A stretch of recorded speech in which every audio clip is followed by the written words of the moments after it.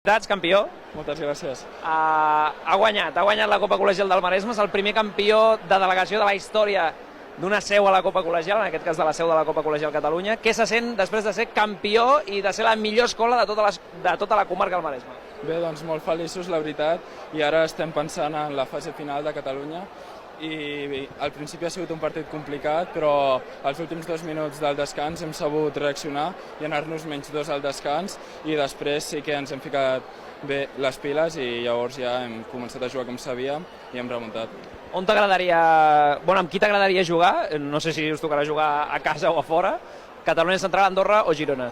Realment no ho sé, no sé quins equips n'hi ha, quin és més fort, No, però amb quina delegació? Més que els equips no se sap cap, de fet.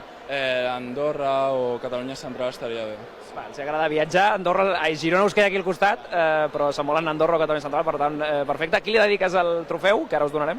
Bueno, al nostre equip, a la nostra afició, que ha estat molt bé, i bàsicament això.